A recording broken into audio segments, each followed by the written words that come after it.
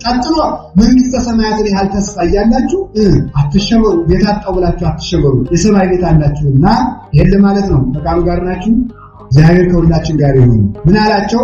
እስመ አሐነ አሐውር ተመልከቱ ወአስተዳድረክሙ መካን፣ እኔ ሄጄ መካን ቦታ አዘጋጅላችኋለሁ። ከዛ ምን አላቸው? እምከመ ሆርኩ ወአስተዳድረኩ ተመልከቱ ለክሙ መካን ወምዕራፈ ወማይደረ እመጽ ኃይለ ወእነሳክሙ ከማንትሙኒ ተሐልው ምስሐባሃለኩ አነ አህያችሁ ተስፋውን አንደኛውን ከፍ አድርገው በመንግስተ ሰማያት እንድትት ስለምትኖሩ አትጨነቁአልና ይሄን መንግስተ ሰማያት መግቢያው እኔ አዘጋጅቼ መጀመሪያ እሄዳለሁ አድርጋለሁ። ይደም ታረጋለህ። እኛ ሐዋርያት እኮ እያዘኑ እኮ ይደም እንድታረግ ነው ቢሉት ይጀማ አንደኛ ምን አዘጋጅላችኋለሁ? ቦታ፣ ሁለተኛ ማረፊያ፣ ሶስተኛ ማደሪያ።